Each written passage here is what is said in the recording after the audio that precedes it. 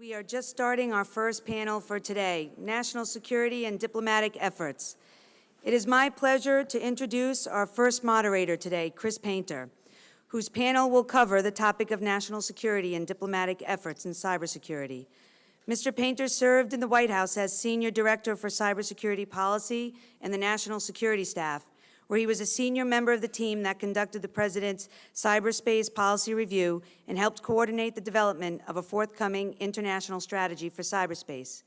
Mr. Painter began his federal career as an assistant U.S. attorney in Los Angeles. He subsequently helped lead the case and policy efforts of the Computer Crime and Intellectual Property Section in the U.S. Department of Justice and served as the Deputy Assistant Director of FBI's Cyber Division. For over 10 years, Mr. Painter has been a leader in international cyber issues, and I'm pleased to have him and his panel with us today to talk about the national security and diplomatic efforts that are ongoing. Thank you. Thanks very much. So we've decided largely as a panel to talk from our seats to make this a little more informal and maybe to encourage people to ask questions after we give our remarks. And I would say the other thing you should all be happy about is that I understand all the panelists have foregone their PowerPoint presentations and will instead just talk, which I think will be better too, much as I love PowerPoint. I think you've heard some this morning about the range of threats, and pretty much everyone in this room is very familiar with the range of threats we're facing in cyberspace. And back in now May of 2009, when President Obama released the cyberspace policy review that Melissa Hathaway, who's here, and I and others were privileged to work on, he characterized the threats we face in cyberspace as some of the greatest economic and national security threats we face as a nation. I think, as you've heard from other speakers this morning, that clearly is true not just for the U.S., but for all countries around the world. The other thing that I've seen, and so that was, I think, a landmark event in terms of raising the awareness of this issue. But the other thing I've seen, and something that, as was mentioned, I've been involved in various cyber activities for about 20 years now, and that gives me some perspective on how things have changed. And although the threat certainly has become more acute, the thing that I'm far more hopeful about and that I've seen over these years, and particularly over the last few years, is far more attention given to this issue, not as it's been traditionally conceived, which is often as a very technical or niche issue. Often you mention cybersecurity people and their eyes would roll back into their heads and they would say, well, that is the province of this small group of people who do that kind of stuff. To being really a national security issue and really being a foreign policy issue and a foreign policy priority. We've had multiple countries around the world, many countries and more are in the process of doing this, release national strategies, cybersecurity strategies, and also organize their government around this issue. We in the United States have released back last May the International Strategy for Cyberspace, which I'll talk a little bit more when I get to my remarks. And we've had Secretary Clinton, when she spoke releasing the international strategy, saying that this basket of issues, which includes everything from the kind of political military issues to the internet governance issues to the free speech issues to the cybersecurity due diligence issues, this whole range of different issues constitutes a new foreign policy imperative. And I think that is important because it really does raise the level of dialogue to something that those people who often didn't play in this sandbox before, in foreign ministries, at the heads of government level, are now dealing with these issues. And that is, I think, both important and an important opportunity. So what I'd like to do today is, and I'll very briefly introduce the panelists, but I'll ask each of them to give a little more introduction of themselves in terms of what their background and experiences as they give their remarks. We've heard a little bit about what you need to do domestically. And this conference and this panel is about what we're doing internationally and international engagement. I'd like the focus to be predominantly there, although obviously what we're doing domestically does feed into what we're doing internationally. I think it's very important to do as much as we can to prevent and do what we can to mitigate the threat at home, but we can only get so far acting unilaterally. We have to act in concert as a collective, collectively with countries around the world to address this problem. And I think in many different ways, and I think ways that will be positive in the long run. So my overall question for the panel as you're giving your presentations is what do we do to achieve this? We've called this goal in the international strategy achieving an open, interoperable, secure, and reliable information and communications infrastructure.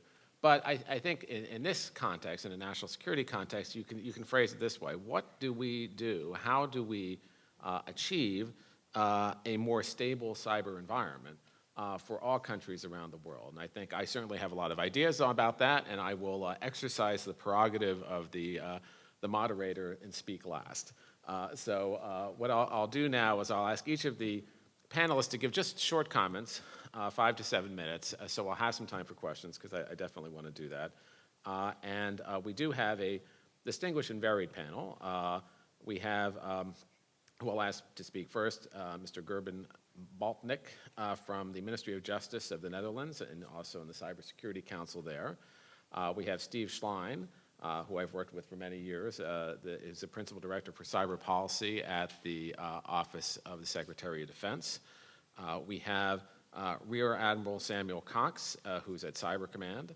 And finally, we have Dr. Anatoly Streslov, who I have also worked with for many years, as have my colleagues, dealing with, who is previously part of the Security Council in Russia, but has had many different positions over the years and very familiar with cyber. So I'd ask first for Gerben to begin.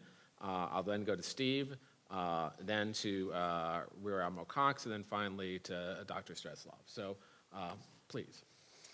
Thank you, Chris. It's a pleasure to be here for the second time. I joined the conference last year as well, and I thought it was important to be back. Starting with your question, what the Netherlands' view is on how we could achieve a better, more secure, and more reliable digital domain for the global community, I'm not sure whether we do have the answer. It may be surprising to you, but we have the same problems in the Netherlands as have been depicted beforehand. A lot of people simply do not yet understand the critical vulnerabilities we deal with on a daily basis. We have done a few things in the past that I would like to talk about a little bit to show you what the Dutch approach on cybersecurity is. And my own background in that field has been, over the last 30 years with a defense and security career, I have been involved in information security and cybersecurity for at least the last 14, 15 years, and currently as the Secretary to the Cybersecurity Council. The Dutch approach has to do with the same things I think every nation has to deal with. We have insecure situations when we look at cybercrime. Fortunately, we do work together internationally on cybercrime issues, for example with the FBI, on a very, very interesting basis with FBI officers stationed in the Netherlands and very close cooperation. So that is possible. It's something you can actually do. It doesn't solve a lot of the other issues. It does not solve the lack of expertise we see. It does not solve the lack of awareness of individual citizens and individual companies. And it doesn't solve all the issues Dutch government has. So what we try to do is develop a framework that started off with a national strategy last year, February 2011. The national strategy was issued, and I think that should be a starting point for everybody to realize as a nation what your own strategy in the cybersecurity domain is. And then, of course, you can start to work on international collaboration and trying to develop perhaps a global strategy on cybersecurity.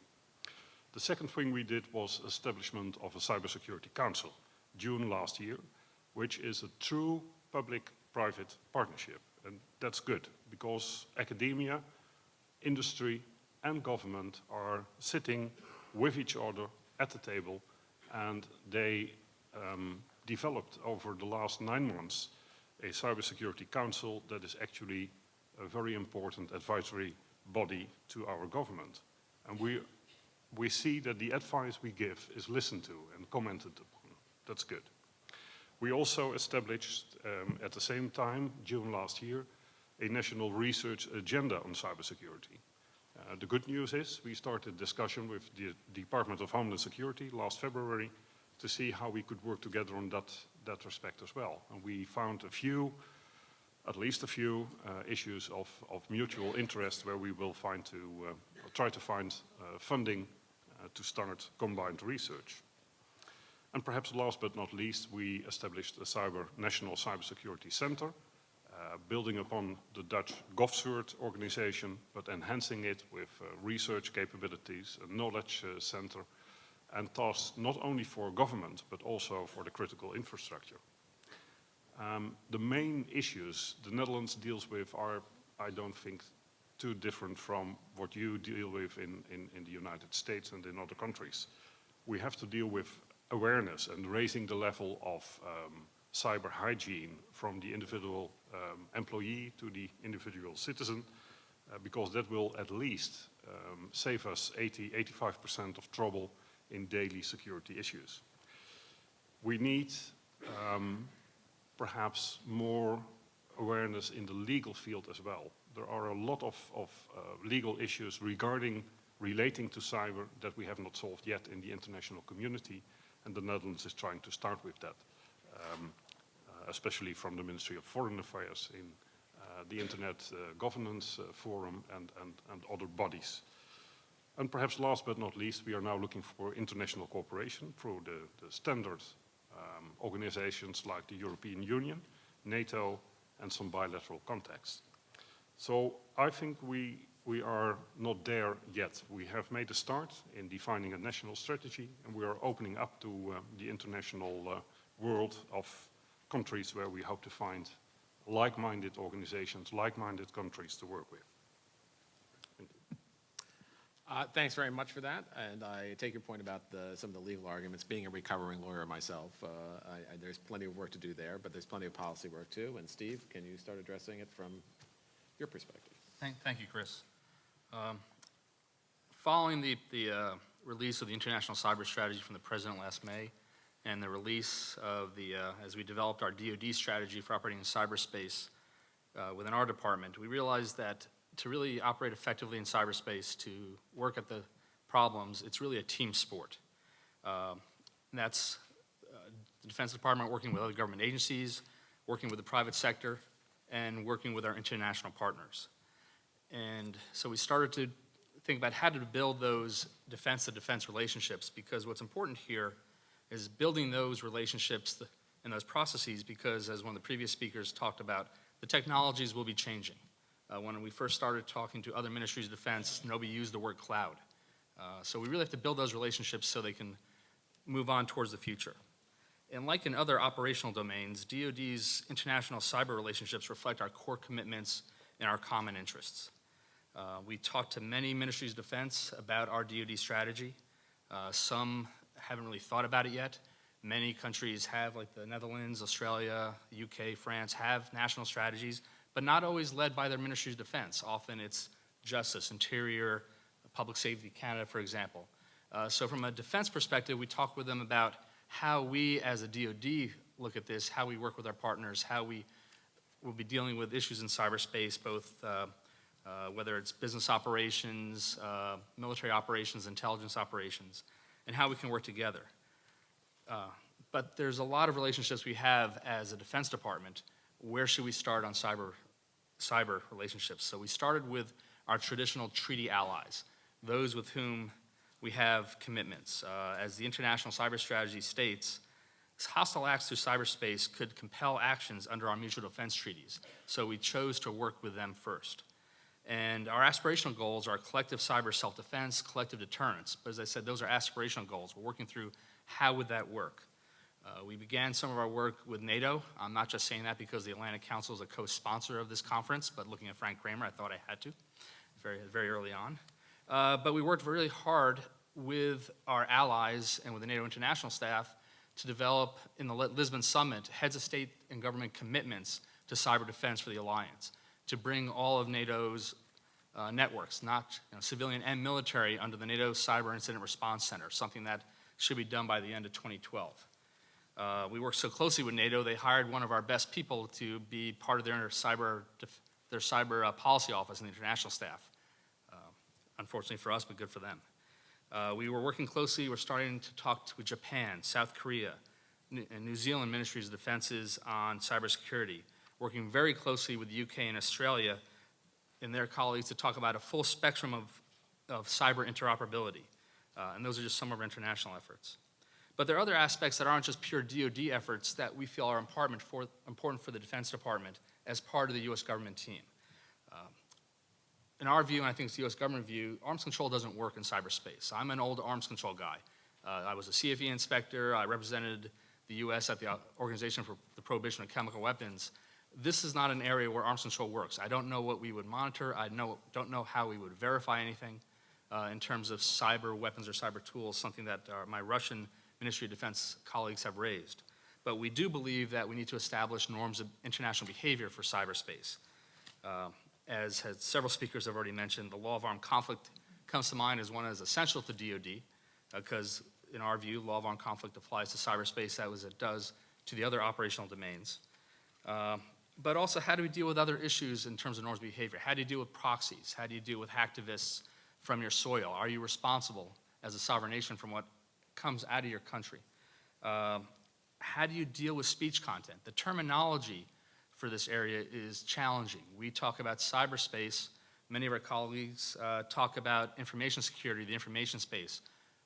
To us, cyberspace is just the technical parts of the internet, whereas they look at the information that flows across as also something governments control, should control. We disagree with that, and that may be one of the challenges, and I'll leave that challenge to Chris Painter and his team to solve that. But it is an important piece of that. So as such, in defense, we've participated supporting the State Department with the UN group of governmental experts, which had success about 2 years ago in a final document that said that norms of behavior are something that should be agreed internationally.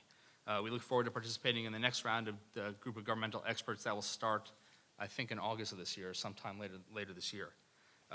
We look forward to the international gatherings such as the London conference, which will continue on with the Budapest and then Seoul conferences following on, to again, an international forum to talk about how norms should be developed. And what was important in those conferences is the involvement of the private sector. Internet governance bodies are something that are not the provenance of just governments. The private sector began them, many of them. They set standards, they set security issues that are important to the Defense Department, so we participate and watch those. But again, it's a discussion of the team sport. Private sector is an important piece of this, but the private sector is not monolithic.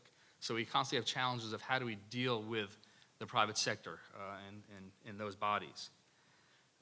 And finally, beyond our treaty partners, we need to work with other countries in the world, other ministries of defense, because cyberspace is ubiquitous. Dealing with Brazil and India, and importantly, our strategic dialogues we have with Russia and China. I'm proud to say I actually know who in the Russian Ministry of Defense handles these issues. I know who they are, they know who we are. We've had some very good country-to-country dialogues. We exchanged white papers, our DoD strategy for operating in cyberspace. They provided a white paper this year that not only did they hand it over to us, but for those who speak Russian, it's on the Russian MOD website, talking about how they view the information space. This was something that, as having dealt with the Russians and the Soviets on arms control for many years, surprised me in a very positive way.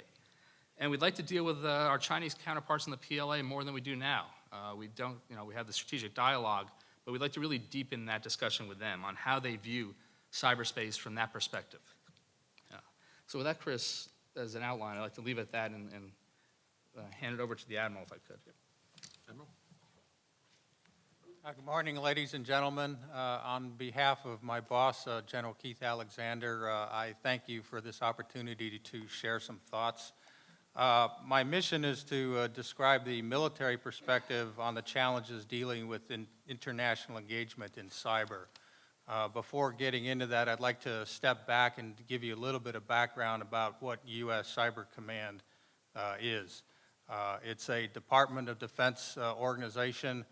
The boss is a 4-star Army General, General Alexander.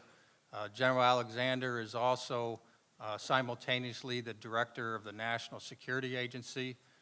National Security Agency is a unique Department of Defense and national intelligence organization It's an intelligence collection organization, and in the realm of cyber is responsible for exploiting foreign potential adversary networks for intelligence purposes. On the U.S. Cyber Command side, we have 3 missions, one of which is to operate Department of Defense networks, which we do through our Army, Navy, Air Force, and Marine service components. Second mission is to defend Department of Defense networks. That's an important distinction. The Department of Defense is heavily reliant upon communications and networks that go through civilian critical infrastructure, but we are not tasked with the responsibility for defending those, only our own internal piece of it. And the last mission is to be prepared to conduct offensive cyber operations only if and when directed by the President of the United States. Cyber Command is actually only about 1.5 years old. Its previous incarnations date back to about 2005, and it was driven by the trends within the threat environment. I can't add much to what Mr. Lin talked about, but I would say from our perspective, what we're looking at is a global cyber arms race. It is not proceeding at a leisurely or even a linear fashion, but is in fact accelerating. I wouldn't claim that it's following Moore's law, but the curve looks kind of similar. And this increasingly vertical nature of the threat is what is motivating my boss and others for a particular sense of urgency in being able to move forward on this. In order to discuss how we interact with international partners, I'd like to describe first how hard it is to do this internal to the Department of Defense and even within our own organization. There's 4 primary cultures that have been put together in essentially a shotgun marriage, but an extremely necessary one from our perspective. One is the network operators who are trying to get information from one place to another as efficiently as possible, preferably without being verbally abused by the general, the admiral in charge. And then you have the network defenders whose mission in life is to make it hard for the first group to do their job by instituting 14-character hard passwords that no one can remember and a whole host of other security measures. And the defenders can go from very basic to extremely sophisticated, but traditionally the defenders and the operators have been operating at a lower level of security clearance, if you will, secret, many times unclassified. The 2 other groups, which I would characterize as the exploiters, which are your intelligence collectors, and your attackers, tend to, no matter what country they're in, operate at extremely high level of close compartmented security. They do not like to share how they do what they do with anybody because those techniques tend to be very perishable if exposed. Those 2 groups have a lot in common because a huge investment in intelligence is required to do either exploitation or attack. Where they do come into conflict is that most of that work is done by the intelligence folks who do the exploitation, and then the attackers will go, thank you very much for doing that work. We'd like to destroy what it is you've just done, and that causes a certain amount of friction between the groups. What Cyber Command is, take all those and put it together, and the reason is because if you don't get the people who understand how to exploit and attack the networks talking to your own defenders, then your defenders will be absolutely hopeless in being able to defend their own networks. If you don't have the intelligence that goes into both the exploitation attack, if you're not using the intelligence on the defensive side, then all you are doing is plugging, closing the barn door after the horses are gone, clean up on aisle 9. The intelligence piece is absolutely critical in order to get the defense out in front of the threat. And if you don't do that, it's not going to happen. Now, when it comes to us engaging with international partners, it's relatively easy for traditional long-standing allies like particularly the United Kingdom and Australia, but also Canada and New Zealand as well. It gets significantly harder when we get behind that, and a number of reasons is one, when I talked about Cyber Command and NSA's organization, few countries in the world have taken that route yet of combining all these different cultures into one organization. Frequently, they're in different parts of the government, frequently not in the Department or Minister of Defense or whatever it is. And many countries have very different views of how this is. Some people are, absolutely appalled by the idea that anyone even would consider offensive cyber operations and don't want anything to do with it. And then others, it's just whether it's a civilian issue or a defense issue, every country is different. I wouldn't characterize this as a problem, but it is a fact of life. The U.S. ambassador is a senior person in a country. The State Department is responsible for foreign policy. And while there may be significant, institutional arm twisting that goes between state and DOD in Washington, D.C., fundamentally, DOD will not do anything that is counter to the foreign policy of the United States, so that immediately dictates what we can and cannot do in the cyber defense or defense realm with any other country. Another critical factor is the classification of the information tends to be extremely high. Very strict rules on how you can share this with foreign governments. No one went to jail by withholding classified information, but if you don't do it correctly, you can get into big trouble, so that's a significant impediment. Office of Secretary of Defense, provides the policy for what we can talk about and what we can't talk about, and that's an evolving, and has led to some, interesting situations where General Alexander, in his national intelligence hat, has authorities to deal with certain countries at very high levels of sensitivity, but when he turns and puts on his cyber command hat, he can talk to those same countries at a secret or even unclassified level. This naturally confuses some of the other countries as to, what's going on here. It's not a problem for General Alexander because he can use whichever hat he wants, but for the rest of us on his staff, it is a challenge. And then you get into issues where, a lot depends on the technical capacity of the country you're trying to work with. Do they have the ability to be of significant help in the cyber domain? In some cases, it makes sense for us to help them with their security apparatus or capability. In some cases, there are countries that we prefer not to have good security because that actually helps us collect on them. But the other thing is you may even have a very friendly country, but if their security is not good, if their networks are penetrated by what we see as adversaries, then if we were to share with them, then it's like a conduit direct to an adversary. Lots of intelligence works this fashion. Don't go against the hard target, you go against the weak one and work your way in there, and that's true in conventional or cyber intelligence. And then there's a whole host of, legal issues that are involved with working other countries that are challenging, law of war kinds of issues. The bottom line is that when it gets to military cooperation in cyberspace with foreign countries outside the UK and Australia, it's still extremely difficult environment to try to navigate through. The bottom line is we're trying to work to accomplish our own national objectives as well as those of allied and friendly countries because it is a global problem, and if we don't work together with many of those key allies, then we will not be able to make a significant improvement in the current threat environment. And I think I'll quit there. Thank you for those comments. Finally, from the panelists, I want to turn to Dr. Streslov. Большое спасибо за возможность присутствовать на этой конференции. I would like to express my gratitude for the opportunity to be present at this conference. Учитывая, что времени мало, я постараюсь сразу перейти к делу. Taking into consideration the fact that I don't have a lot of time, I would like to start talking about the most important issues. Проблема обеспечения информационной безопасности в Российской Федерации не является новой. The problem of the securing of the cyberspace and the securing the information communication channels, it's not a new problem for the Russian Federation.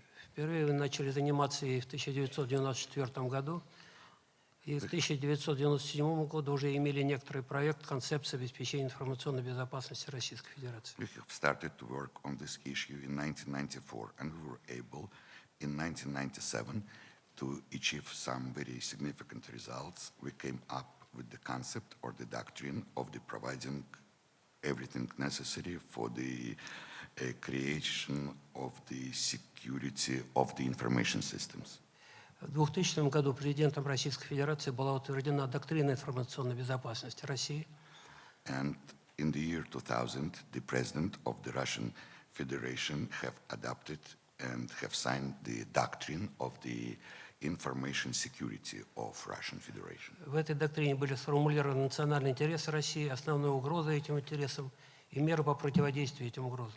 And this document contained the information on the main national security concerns of the Russian Federation and all the measures which have to be taken in order to provide for the 100% security of the information and the security of the cyberspace.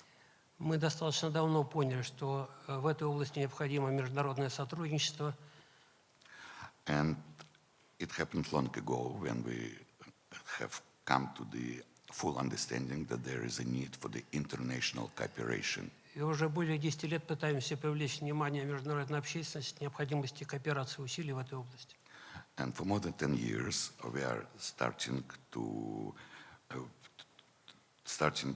prove to the international community and other countries the importance of international cooperation in order to be successful in fighting the cyber threats. Мы видим, как меняется ситуация в этой области, особенно за последнее время. And we can see how the situation is changing. The changes are dramatic, especially the changes which take place in the last years. Мы прекрасно понимаем, что обеспечение национальной безопасности является основной задачей каждого государства. And we have full understanding that the main aim or mission of every state is the development of the national security of this particular state. И эту задачу должно решать каждое государство самостоятельно, вместе со своим гражданским обществом. And of course, this task has to be done by every state separately, by the government, by the private sector, and by the civil society of this particular state. И тем не менее, есть вопросы, которые требуют сотрудничества, которые не могут быть решены иначе. But nevertheless, there are issues which demand international cooperation, because otherwise they cannot be resolved separately by separate states. Мы прошли все пути, по которым можно было бы, как нам представляется, идти в этой области. And we tried all the directions which we could try in order to be successful in this particular field. Мы активно работали в двустороннем плане со многими странами и государствами, которые представляют интерес в этой области. And we have extensive bilateral agreements and bilateral activities with many countries who are interested in these issues. В прошлом году у нас состоялись очень конкретные, очень полные, очень откровенные консультации по данной проблематике с американскими коллегами. And last year we had a very specific and very sincere negotiations with American side. Мы наметили прекрасный план продвижения вперед, и этот план сейчас выполняется. And we came up with the excellent plan of how to move ahead, and this plan is being implemented right now.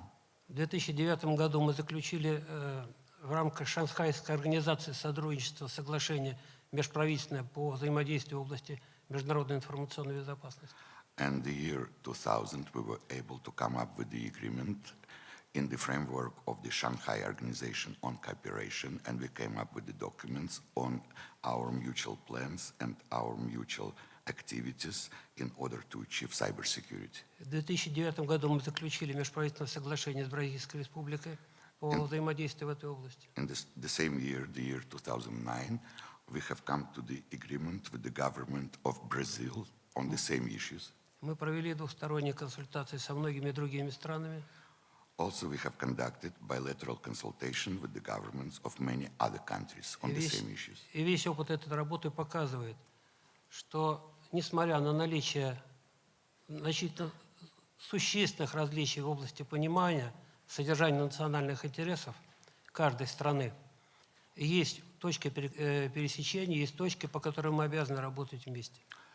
And our experience have shown to us that notwithstanding the facts that many countries have very different visions and very different understanding of the issues of national security in cyberstate, there are some common positions, common points, and we have to use it as a base for the future cooperation. Исходя из такого понимания ситуации, в прошлом году секретарь Совета Безопасности Российской Федерации Николай Патрушев выступил с идеей разработки концепция конвенции по информационной безопасности Российской Федерации, по международной информационной безопасности.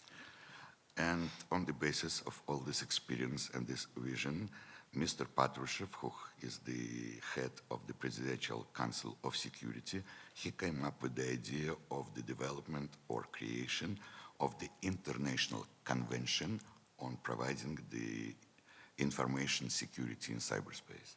Эта конвенция была в прошлом году представлена на встрече высоких представителей, курирующих информационные вопросы безопасности в Екатеринбурге. And this convention was introduced during the meeting of the high representatives who are in charge of the issues of information security in different countries. И по решению министра иностранных дел разослана во все государства-члены международного сообщества. And by the decision of the head of the Ministry of Foreign Affairs of Russian Federation, this document or this paper was sent to the governments of all the countries who participate in these activities. Ответы, которые мы получили, показывают, что многие государства мира считают интересным эти предложения, считают возможным обсуждение этих предложений. And the responses which we have received from the governments of many countries have demonstrated to us that these governments are very interested in this document and consider that some positions or most of the positions of these documents can be used in the future for successful cooperation. Содержание этого документа, если коротко, базируется на трех основных положениях. And shortly, the content of this document is based on three major points. Первое. Информационная безопасность является важнейшей составляющей национальной безопасности любой страны. Number one, the information security is the major part of the national security for every country. Международное сотрудничество. Второе. Международное сотрудничество должно быть ориентировано, на наш взгляд, на противодействие тем угрозам, которые представляются всем странам достаточно важными и серьезными. Second one, the international cooperation should be focused on the major threats, which are considered to be major threats to all or the majority of the countries who are involved in the fight against cyber threats. Рабочая группа правительственных экспертов Организации Объединенных Наций по международной информационной безопасности в процессе своей работы в 2009-2010 году удалось определить такие угрозы. And such threats were identified by the UN group of government experts on international information security. Эти угрозы изложены в докладе Генерального секретаря Организации Объединенных Наций по данной проблеме, представленной на 65-й сессии Генеральной Ассамблеи ООН. And you can find these threats in the report of the UN Secretary General, which was delivered at the 65th session of the UN General Assembly.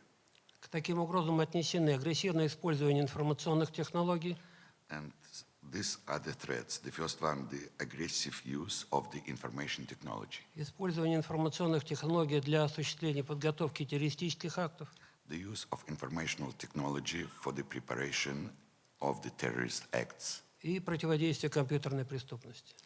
And the fight against this cybercrime. И третье положение, которое является базовым для данной концепции. And point number three, which is fundamental for this concept. При подготовке любой концепции подобного уровня очень важно учитывать многообразие культур, которые существуют в мире. It's very important to take in consideration the different cultures which exist in different countries of the world while you are working on the preparation of such a concept or such a document. Так сложилось исторически, что в каждой стране есть своя культура. It just happened historically that every country has its own culture. И если мы хотим построить какое-то устойчивое здание в области международной информационной безопасности, вот этот фактор нужно обязательно учитывать. And if you want to build a really stable building when it comes to the informational security, you have to take in consideration this particular factor because different countries have different cultures. На данный момент мне представляется очень важным, что параллельно идут два процесса. And what is important in my view, that right now we have two processes which go along in parallel. Первый процесс – это формирование некоторых мер доверия в области информационной безопасности между странами. The first one, the building of the confidence measures between different countries. И второе Мне кажется, что к этому можно было бы перейти, начать обсуждение общего облика системы международной информационной безопасности. And number two, and I think we can start to discuss this issue, the creation of international understanding or international concept of the information security or security in the cyberspace. Создание такой системы не быстрый процесс, и мы не рассчитываем, что это будет сделано завтра, но, может быть, это будет послезавтра. The creation of such system or such understanding is a long-term process, and we don't consider it to be successful tomorrow, but maybe it can be done successfully the day after tomorrow. Мы не питаем иллюзий, что все, что написано в нашей концепции Конвенции международной информационной безопасности, будет реализовано. And we don't have illusions that everything which we included in our concept of information security, that all of the positions or all of the points are going to be implemented. Но я очень рассчитываю на то, что это будет основой для диалога по данной проблеме. Спасибо за But I внимание. hope that it would serve as a base for the dialogue devoted to this extremely important and acute problem. Thank you very much for your attention. Thank you for your comments.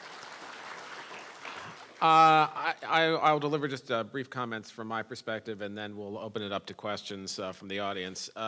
As you've heard, I think, from all the panelists, this is something that increasingly, I think, all countries are prioritizing. And it really is, as I referenced in the beginning, becoming more of a national policy priority and a foreign policy priority. Here in the U.S., the President released the international strategy, which I thought was a remarkable document for a couple of different reasons. One of them is that it brought together what were previously very stovepipe areas, including economic issues, standards issues, internet governance issues, political military issues, cybercrime issues, cybersecurity issues, all under one framework that tied all of those things together and made clear that all of those things were interrelated, and the decisions and positions you took with respect to any one actually impacted the others. In service of an overall goal, which was to achieve, not just for the United States, but for the rest of the world as well, and this strategy was really an invitation to the rest of the world to participate and to work on this, achieving this goal, a open, interoperable, secure, and reliable information and communications infrastructure. And it's important to note that openness and security are both important goals, and they're not, as I think often is thought, diametrically opposed goals. You can and should be able to achieve both. Obviously, there's been a lot of other activity, too. Secretary Clinton created my office, which was new in the State Department, to try to bring all of those things together there. A number of other governments have done the same thing. It's happened in the UK, it's happened in Germany, it's happened in France, it's happened in Japan recently. More and more governments are looking at this as something that they really need to engage in, and that's not surprising given that you've heard some of the activities from the panelists here, but in almost every single multilateral forum or regional forum out there, and the majority, I think, now of our bilateral engagements, these issues are coming up, and they're coming up with more urgency. Just to give an idea of some of the activities, you heard about the group of government experts. I'll talk a little bit more about that, and I'm sure we'll talk about in the questions and answers. There was, I think, a real success in saying that we need to talk about norms in cyberspace, and others have said, and I'll reemphasize, it doesn't mean create new norms. We have norms in cyberspace, and make sure we apply them in this space. We've had the Deauville Declaration from the G8, which was, the leaders of the G8 came up with literally a page and a half on the internet. That was unprecedented, which really covered all these issues, and I think in a very good way. We've had discussion and principles that came out of the OECD on internet policy making, which touched on a number of these issues and really emphasized the idea of openness and transparency. We've had for a long time the Budapest Convention on Cybercrime, which is one of the core documents. And Vice President Biden said in his remarks to the London conference itself, I think a good landmark event, that the law of armed conflict applied in cyberspace, that norms apply in cyberspace, and I think that's very important. I think when we think about this, we have to think, what is the framework? For some of these things, like cybercrime, I think there's a framework. For some of the international security issues, we're still developing that framework. And what is the end goal? What are we trying to achieve? Obviously, that goal from the international strategy, but I think more specifically, to create a stable international environment, or a environment of stability, or maybe to put it another way, an equilibrium that no state really has an incentive to disrupt. And I'm not talking about in warfare now. There's been a lot of talk about, a cyber war or cyber conflict. I for one, think that's far less likely than cyber being used in a normal conflict. I don't really think that there'll be a cyber on cyber conflict. I think that is perhaps been overhyped a bit in the press and others, and naturally it's kind of an exciting topic. But at the same time, we need to build a framework of stability and understanding between countries, and that is a multilateral and a bilateral effort that we need to undertake. It's also a long road. I mean, I think this is something we're still in the beginning part of these discussions. It's been raised to a level where it's significant, but we're still discussing it in these ways. And part of that is really listening to what other countries have to say, both countries we agree with and countries we don't agree with. And we've had many discussions over the past couple of years, and I think we'll have many others. We've talked about the idea of building a consensus around norms in cyberspace. That's a critical element. But we've also engaged in this idea of confidence and transparency building measures, particularly with countries that maybe there is some distrust with. There may be some chance of escalation, that we want to try to make sure that doesn't happen. So confidence building measures are very important, and we've been turning to various international organizations like the OSCE and others to look at those. But we've had, as Dr. Svetlov has noted, we've had a dialogue with Russia on confidence building measures. Steve noted the white paper on some of their defensive aspects.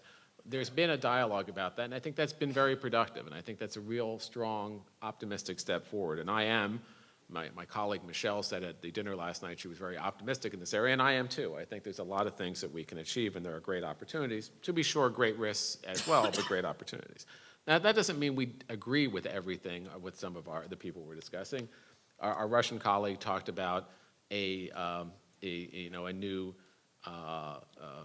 treaty for cyberspace. We don't think that's necessary. We think, we don't think that's the way to go. We think really we need to take the step of socializing around norms, but we don't have to agree on everything to have these conversations and to start building this environment of trust and get countries to think about these various issues. So I guess what I'd close with, and I do really want to have some robust questions and discussion here, is that this is a dialogue that's going to take a while, but I think it's one that's already started and started off in a good way.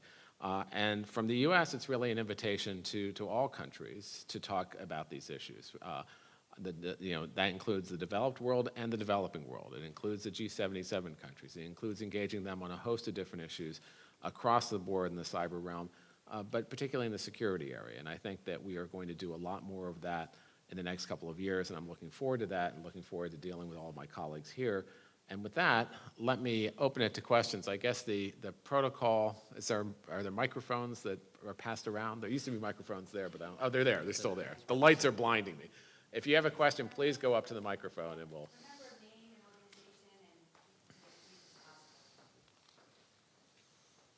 Yes, I'm Randy Fort with Raytheon Company. Admiral Cox made the point about the need in the future to be able to help some of our allies with technology to improve their cyber capabilities. So my question to Steve and to Chris is, what are we doing to change our export control laws, our ITAR laws and so forth, to be able to facilitate the rapid export of the technologies that the Admiral would have us share? Most of those technologies are going to be developed by private sector companies. They will have to go through the usual process. And, if it takes 18 months or 24 months or 36 months to get an approval, then we're 2, 3, or however many Moore's Law cycles obsolete before the technology necessary gets into the hands of those whom we would wish have it. So just wondered if you thought about how we're going to change some of those export control regimes to enable this policy objective that the Admiral suggested should be done. Thank you. Thank you. We know it's on our list of issues to look at. We're just starting our discussion with our export control experts within DoD on those kind of issues, and the honest answer right now is we're just looking at we're trying to explore what restrictions would be there versus not, what are really ITAR or CCL issues with this area.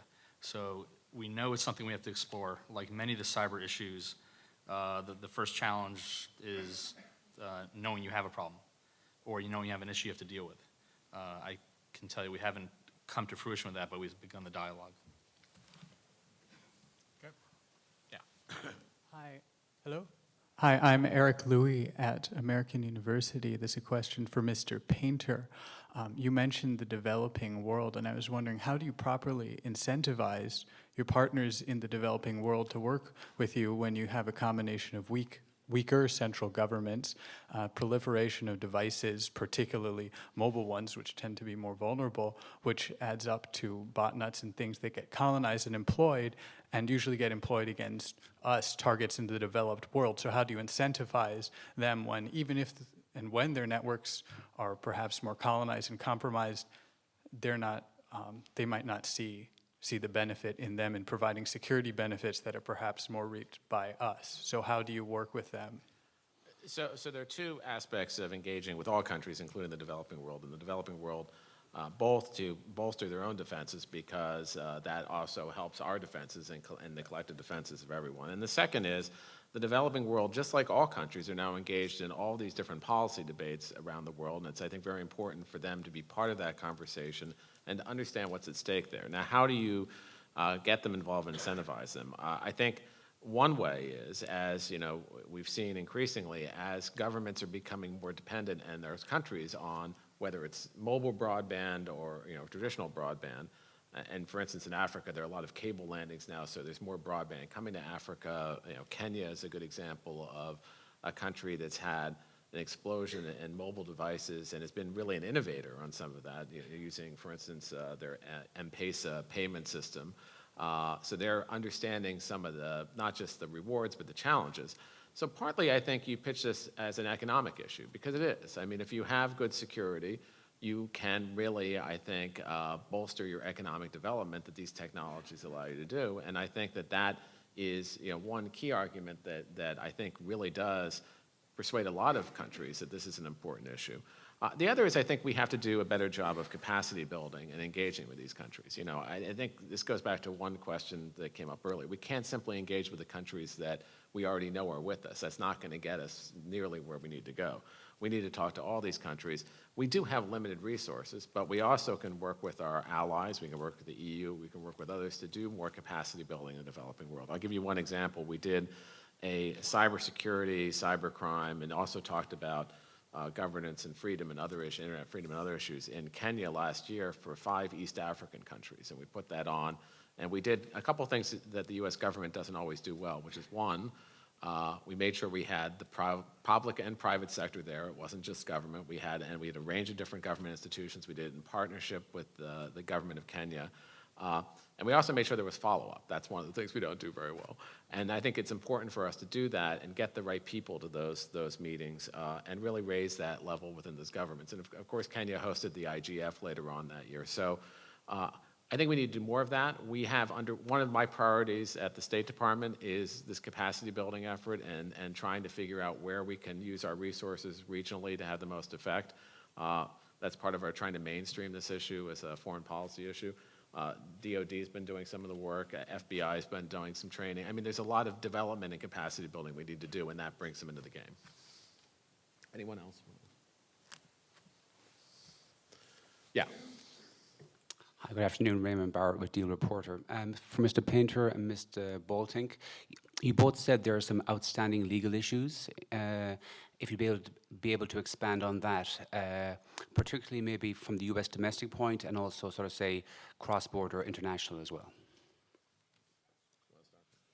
Well, I don't have a, let's say, global overview on all the legal things that apply to the digital domain, but believe me, there is quite a different view in some parts of the world regarding to privacy issues, ownership issues, what is a criminal act, etc.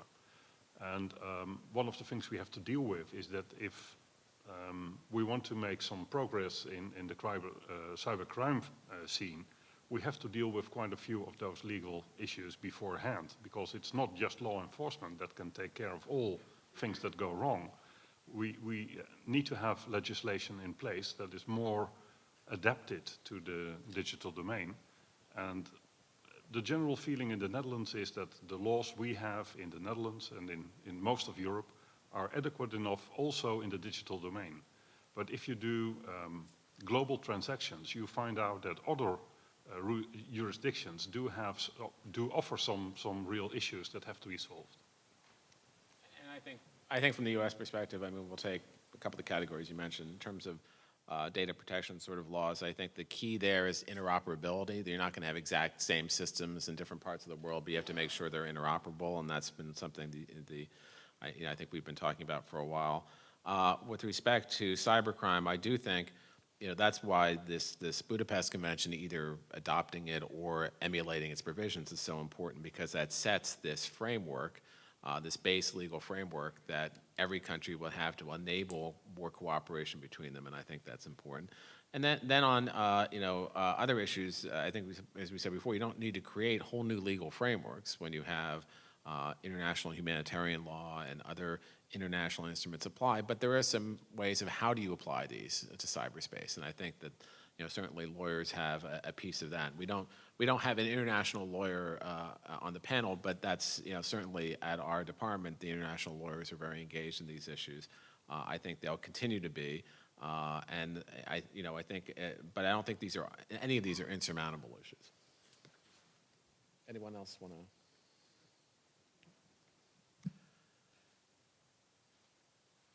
See anyone else in the microphone? Anyone else in the microphone? Come on, don't be shy. We have a winner. Good morning. My name is Chris Vogt from Pacific Northwest National Lab. Question for our international guests here. We've heard about Department of State equities, Department of Defense, Department of Commerce from the U.S. From your point of view, how difficult is it for you to deal with the U.S.? Does the U.S. speak with one voice, or are you hit with problems from a number of different angles when you deal with the U.S.?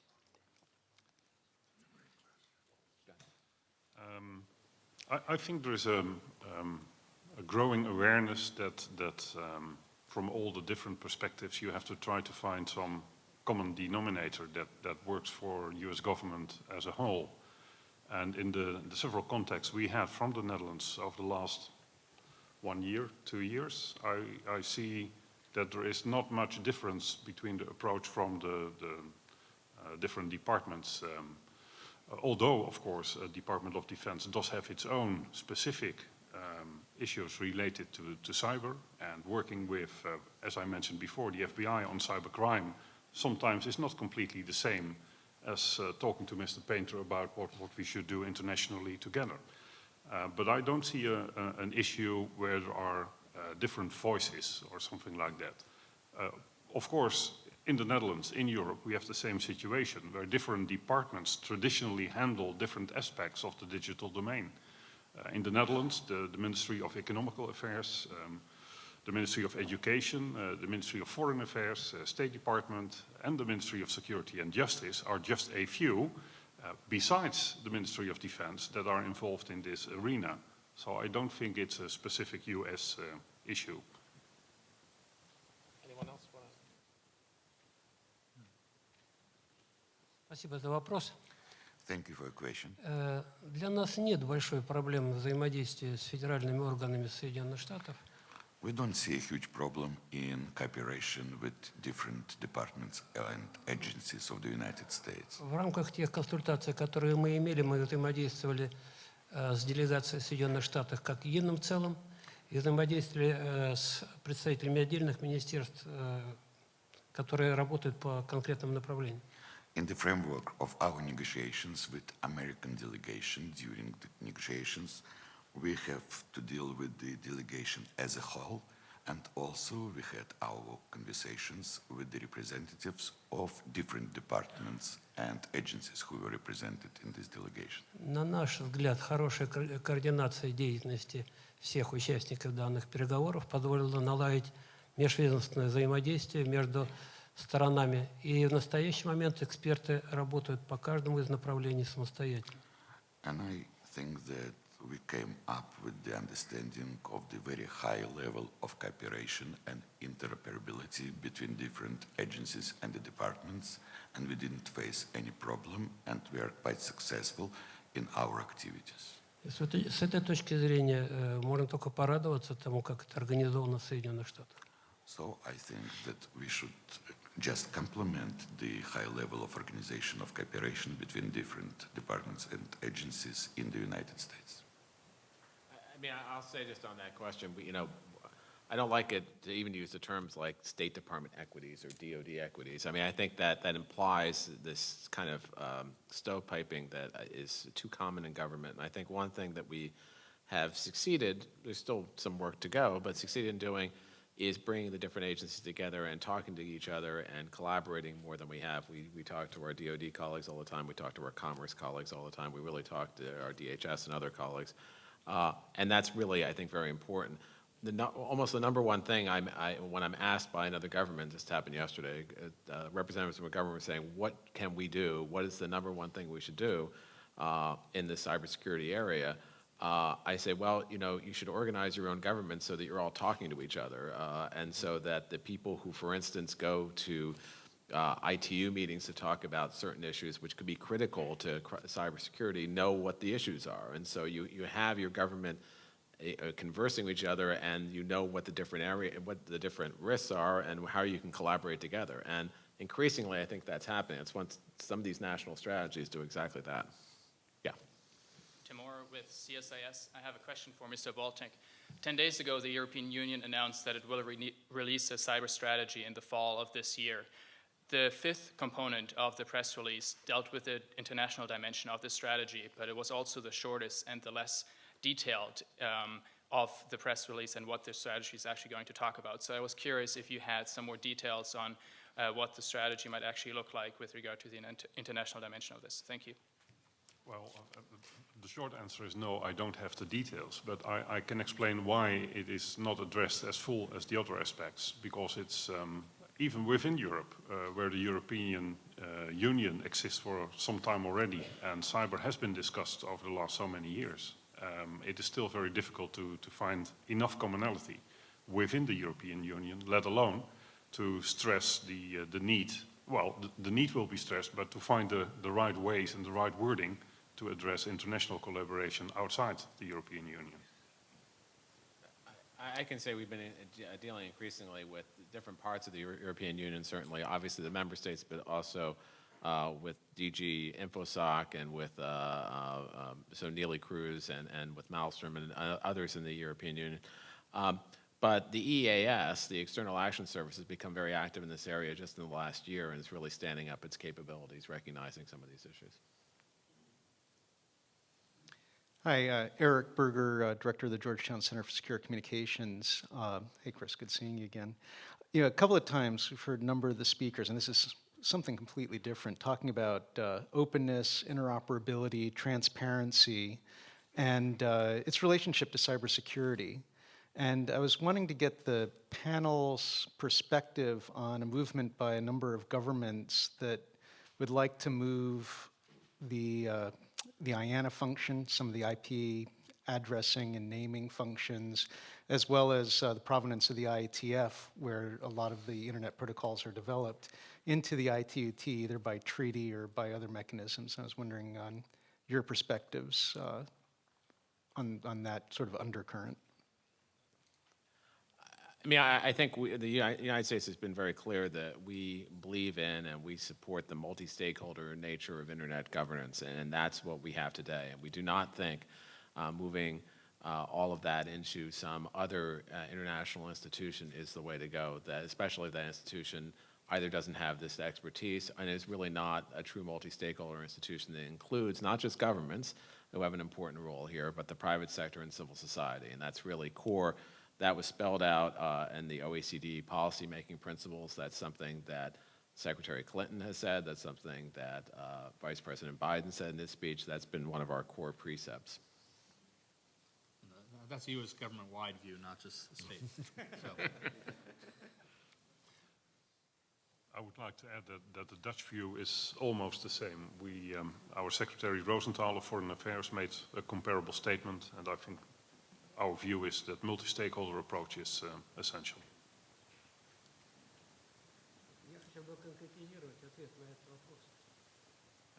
Provide more specific response to this question. Управление интернетом не является единым процессом.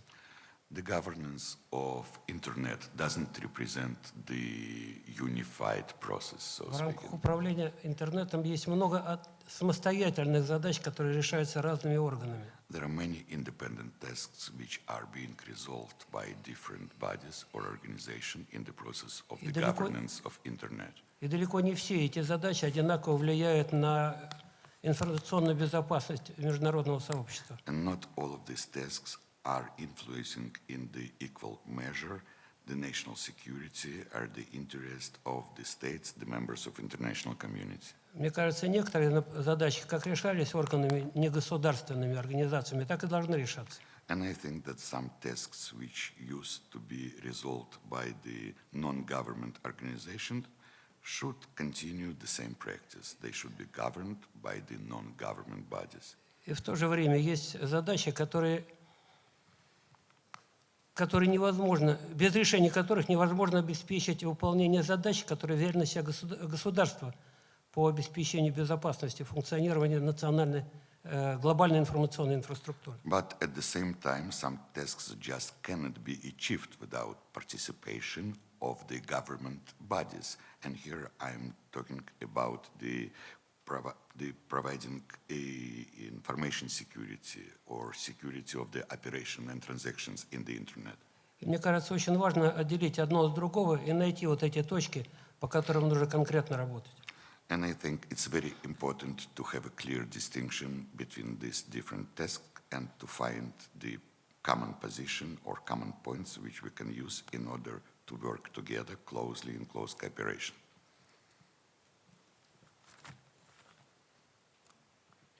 Jamie McGoy, Department of State. This is a very respected panel with so many years of experience on cybersecurity issues. So I wondered if you could speak briefly, it's sort of a question to everybody, on how well the issues of cyber diplomacy endure through different administrations, how this sort of continues over time and evolves slowly, or whether you see, in your years of experience, any sort of abrupt changes in sort of policies in the way cyber diplomacy works. Thank you. Start with that on the table if anyone wants to talk about this, and then we'll move up the table. Starting with a Russian colleague, do you have anything to say on this? Я могу сказать, что кибердипломатия является одним из основных средств в настоящее время для продвижения вперед в этой области. I think that cyber diplomacy is extremely important, and it's one of the major tools which can be used in order to provide security in the cyberspace. Я присутствовал при работе двух групп правительственных экспертов 2004-2005 года и 2009-2010 года, правительственных экспертов ООН по международной информационной безопасности. I was a participant of the activities of two groups of the two UN groups of international experts on the information security. It took place in 2004-2005, and the second meeting took place in 2009 and 2010. Видел, как сложно было найти точку соприкосновения, какое искусство нужно было проявить дипломатам для того, чтобы в конце концов привести к появлению консенсусного принятия доклада Генерального секретаря ООН. And I was able to witness how difficult it was to find out the common positions, how difficult was the job of the diplomats, but nevertheless they were successful and they came up to the consensus, and this consensus served as a base for the report of the UN Secretary General. Мне кажется, это одно из основных способов в настоящее время понять, что мы хотим, как мы можем это сделать, в каких пределах мы можем двигаться вперед и как это трактовать. And I think it's extremely important, and it's a major tool which can be used and should be used in order to understand our common aims and the measures which we have to take in order to be successful in our cooperation in the field of the cyberspace security.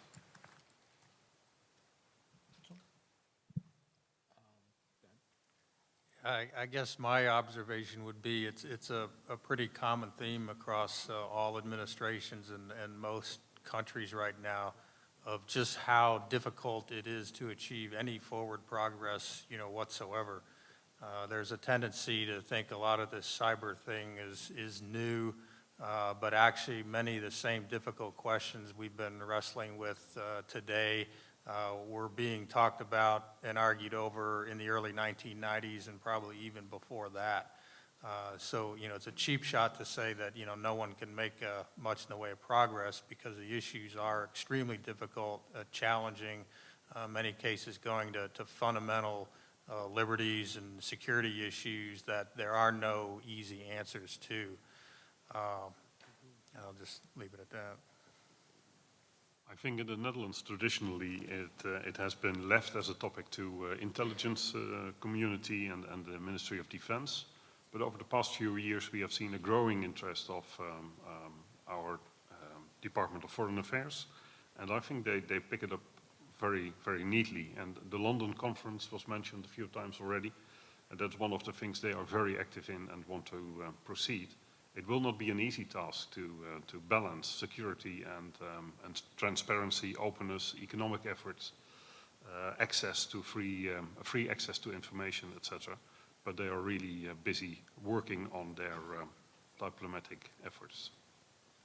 I will say, I think you can actually track the importance and activities of governments to this area, to how it's actually being dealt with in private sector and civil society as a whole, and growth of use of cyberspace and the internet for everything every day. As a career civil servant, I'm not going to pick out one administration versus the other, but I will say over the last several years, the Defense Department has both created Cyber Command and published the first DoD-wide strategy on operating in cyberspace. Now that was based on a directive by our Secretary of Defense at the beginning of this administration, but that Secretary of Defense was appointed by the previous president. So I'm not going to pin that on one administration versus the other. It's the same gentleman. But I think you can really track the importance throughout and just a recognition by governments that this is something that permeates society and therefore permeates governments. I think it's a very good question. I think the question is born in some part by the fact that there has been sort of a sinusoidal wave in the past in this. And this is an area where I think past is not prologue. That, you go back to 2003 and the U.S. issued a strategy for cyberspace. And part of that had an international strategy, and it was a good strategy, but shortly after 2003, it wasn't really talked about all that much. It sort of lost currency. It's still a strategy that's in place today. It's still part of our, our group of documents that guide us. But I don't think that's going to happen again, because the difference is now is not just a concern for one political party or one country. This is both the Republicans and Democrats in this country take this issue seriously. Institutionally, I mean, you heard Bill Lynn and Jane Lute speak this morning. I can tell you that in some of the meetings, the high-level meetings, when you get these deputies groups together, they actually understand these issues and they talk about them. They're not just reading talking points. It's a really a big change in terms of how our government looks at these issues and how high it's been raised in this. And that's and that's been in the last administration too. There was a comprehensive national cyber initiative that Melissa probably will speak a little bit about later, and then the activities in this administration. So there's really been a lot of attention paid to this. The other thing is, it's not just at the working level or the technical level, it's the highest levels of all the departments, and you see all these countries issuing strategies, and in our case, an international strategy, which had never been done before, and I think that's significant. And you have them treating this as a major policy issue, both domestically and as a foreign policy issue. That is, I think, a glide path you cannot go back on. I mean, I think that you're not going to start seeing a slippage in the attention paid to this issue. If anything, I think it's going to accelerate around the world no matter what happens.